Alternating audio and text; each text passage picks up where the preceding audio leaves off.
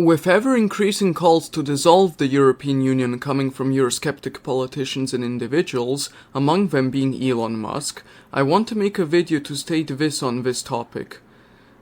I support the European Union, I support the institutions built by the European Union, and I support the values, namely the free and single market, as well as freedom of expression and movement, that the European Union champions, and I support the European Union's active role in keeping the European continent safe and peaceful, knowing what happened before it. And in this video, I will give 5 reasons as to why I, as someone who is not from an EU country, but an EU candidate country, when looking outwards, support the European Union. But first, to explain what the European Union is. The European Union is a political and economic union of 27 member states that are located primarily in Europe. It came about after the Allies won World War II, which was a bloody and devastating conflict which destroyed a good portion of Europe's infrastructure and caused massive amounts of casualties. In 1952, real steps towards European integration started with the creation of the European Coal and Steel Community, and subsequently, in 1958, the European Economic Community was created, which made trade between Western European member states far easier and removed unnecessary red tape that used to exist. And finally, since the signing of the Maastricht Treaty in 1993, we now have the European Union as we know it today, and its major accomplishments were to solve the Franco-German tensions that existed before and unify a fractured continent under a single market with little to no trade barriers and red tape, as well as establishing freedom of movement by removing passport controls in its internal borders, among many other accomplishments. With that being said, here are 5 reasons as to why I support the European Union and its institutions, despite naysayers and detractors calling for it to be dissolved.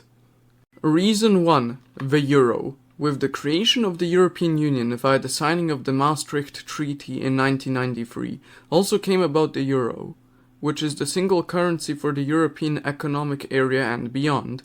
It replaced the Deutschmark, the French franc, Italian lira, Dutch guilder, Spanish peseta, Portuguese escudo, and the Greek drachma, with a single currency shared by all members of the Eurozone. This vastly simplified trade within EU countries and made life simpler, as now instead of having to exchange multiple currencies to conduct trade and buy goods and services, there is now a single currency for the Eurozone, which makes up a large part of the EEA.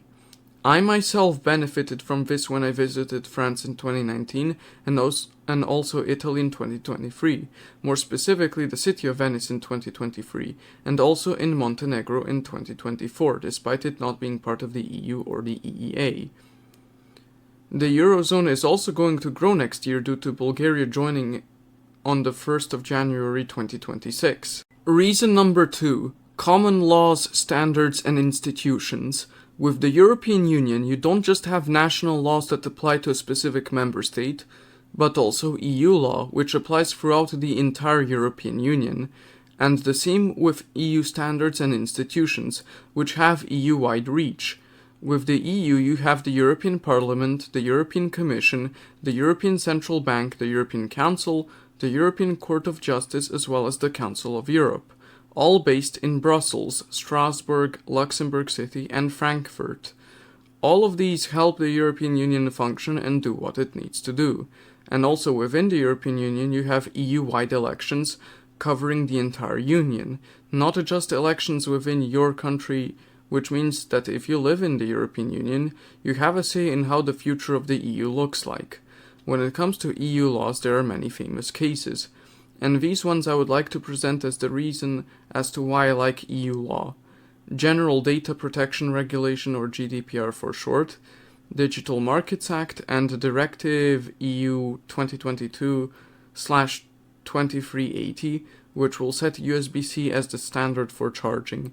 In particular, I like these 3 as it helps keep user data safe and discourages it from being sold or leaked everywhere.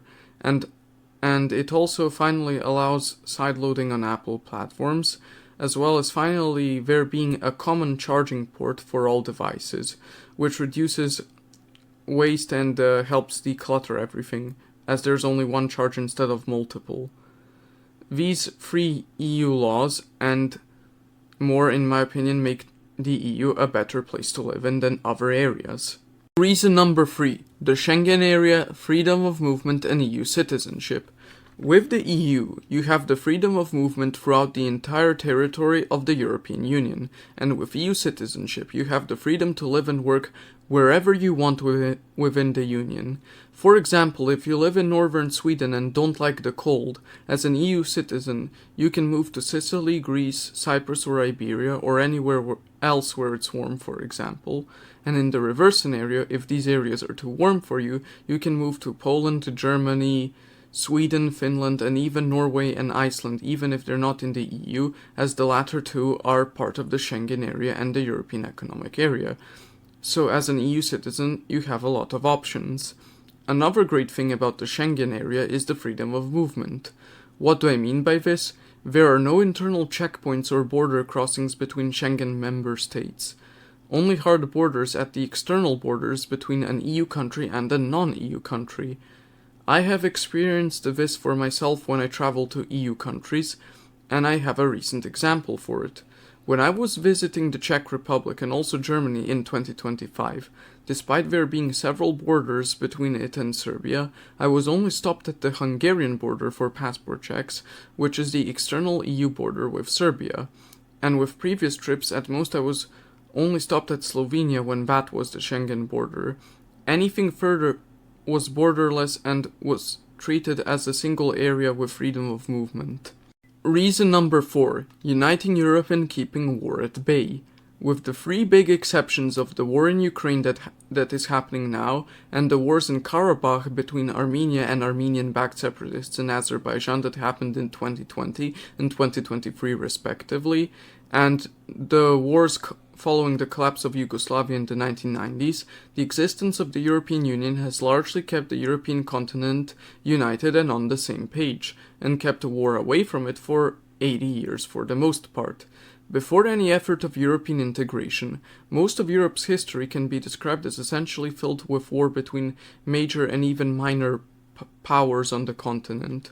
There were the 30 Years' War, 100 Years' War, Napoleonic Wars, World War I and World War II, and many others I probably forgot to mention here.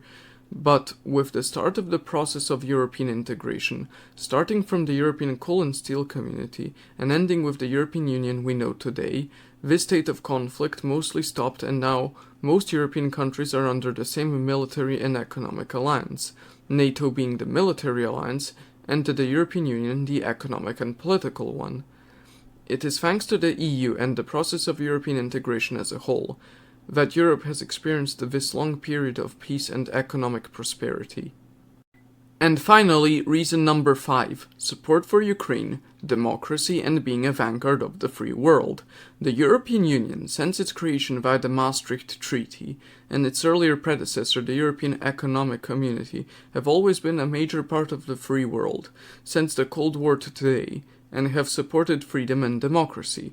Compared to areas governed by the Soviet Union and its satellite economic organization, Comecon, like its satellite military organization, the Warsaw Pact, the countries that made up the European Economic Community had elections, had democracy, and were under a free market capitalistic economic system, and were thus better. Take West Germany and East Germany, for example. These countries had the same language, culture, and people group. And yet one was better than the other, so much so that people risked their lives to escape one country to enter and live in the other. Even now, in 2025, the European Union is still standing up for the right thing, as its predecessor the EEC did during the Cold War, when Russia launched its illegal and unprovoked invasion of Ukraine. The EU was one of the first organizations to sanction Russia and provided direct military aid to Ukraine, and in 2025, despite Trump's appeasement of Putin and wishes to get Ukraine to surrender, it is still providing said aid, even boosting it where the United States has cut back. And the European Union's support for democracy and being the vanguard of the free world isn't just restricted to Ukraine. For example, in Syria, when Ahmed al-Shara and the Syrian rebels finally overthrew the dictator Bashar al-Assad and forced him to flee to Moscow, the European Union was willing to lift sanctions and help rebuild the new Syria. Even when talking about Ukraine and no other country, the European Union has helped provide material support for the war effort, as well as support refugees coming from the country due to said war, and has also frozen Russian assets which could be used to help rebuild Ukraine.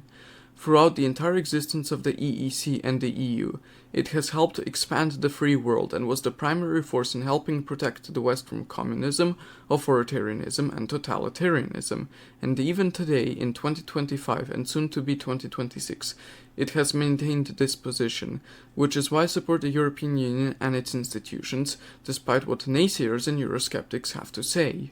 Finally, my thoughts are that despite Eurosceptics and other anti-EU individuals like Elon Musk trying to attack and malign the European Union and its achievements, it is still a force for good that did far more good for Europe and its people than bad, and as such I support it, and will continue to support it and will defend it. I also hope to see the process of European integration continue, such that the European continent is united and strong, and the European Union is expanded to include all Western Balkan countries, including my own, which is Serbia, and also include Moldova, Ukraine, and Georgia. I believe the European Union has a future, and I'm optimistic about its chances of surviving in its current form. With that being said, this has been Igor MGTOW and Video Games.